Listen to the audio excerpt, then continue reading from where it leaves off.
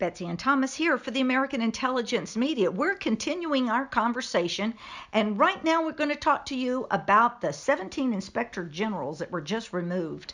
Yes, everyone thinks that's a big deal. When, what was it, good old Bush came in, he tried to fire all of them at once. There's 74 offices for the inspectors general, okay? And let me just tell you how it goes. First put it in perspective.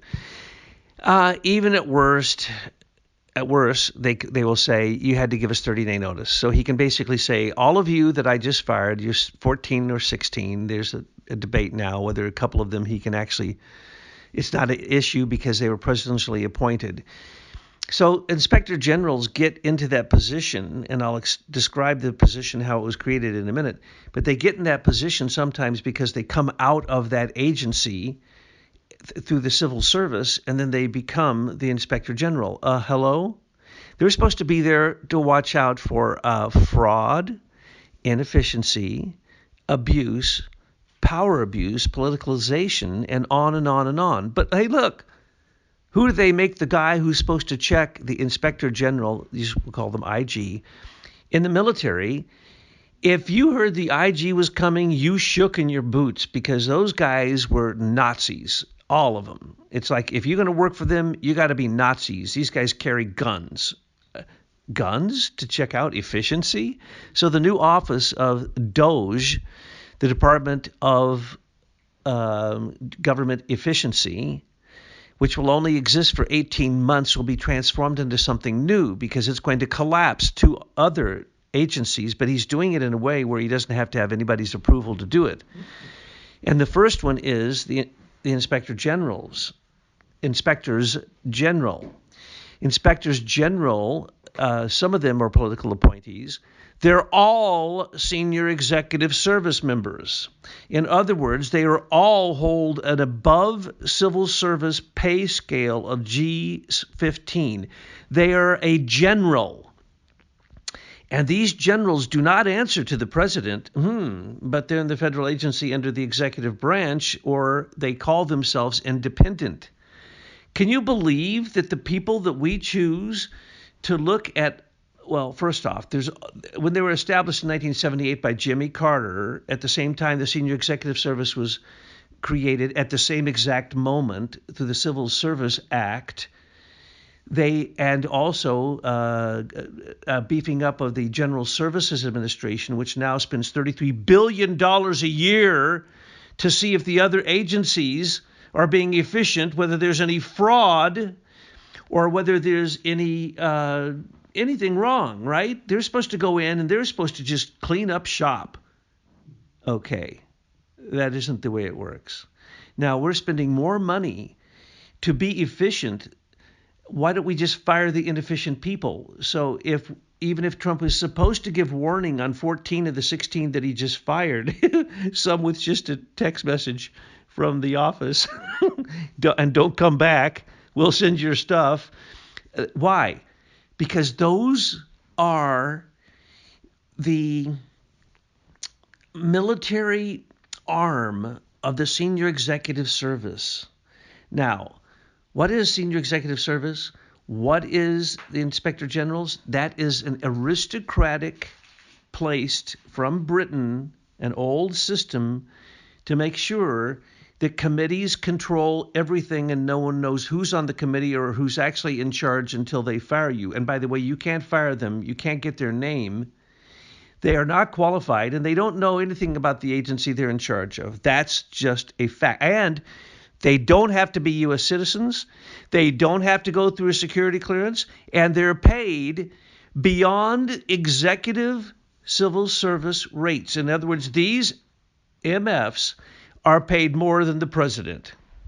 I know you're on a roll, but I did want to say something about SES. We have a good friend, who is a civil servant with the government, has been for 20 years, and the person called me the other day and said, please, can you, because they're avid Gab followers, please, can you please tell the civil servants that Trump is not coming for their jobs. They're coming for the SES. He says that their unions are getting, they're sending out letters to the civil servants saying, no, we're here to protect your jobs and we have contracts and the president can't do this. And they're reminding the general civil servants that SES is management and they're not included in the union, and SES needs to fend for itself. So if you're a civil servant and you're listening to this, know that we're talking about two separate groups of people. But I did tell my friend, I said, well, maybe we want them all to be scared so they all quit their jobs and get their pensions and move along before they're fired. Yeah, we could just go on and on about the SES, but at the same time, in 1978 and in the next year, Mark Malloch Brown, who was on the Privy Council of the British monarchy and who was controlling basically the United Nations at the time with Jimmy Carter, set up Optech, which has controlled all of our elections since then.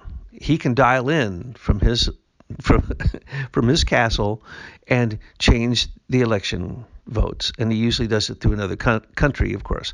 But the point is that he's the same guy who set up changing the government services administration, which basically is supposed to be checking on the efficiency of the Office of Business Administration, the Office of Personnel Management, and all this stuff.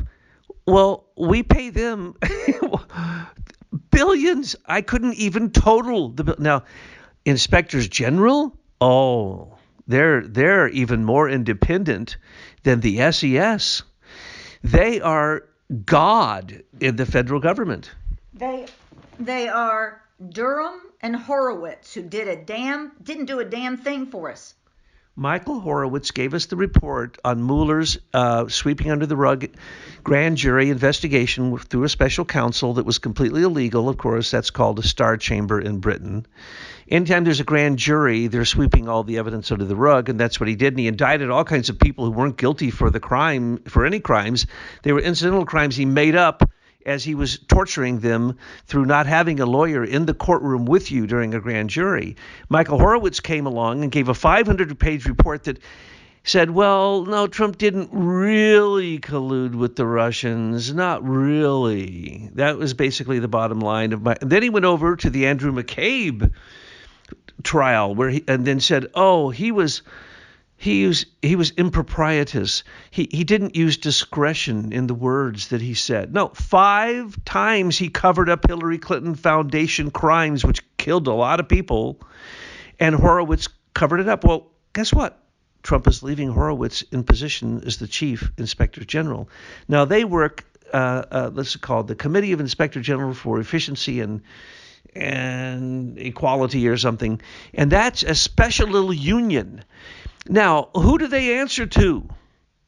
You think they answer to the president since they're being paid by the federal government and it's under a federal cabinet position in a federal agency? No. They only answer to the Attorney General and the Congress. Now, they lie every time they go to Congress, and the Attorney General doesn't even have to tell the president there was ever even an investigation.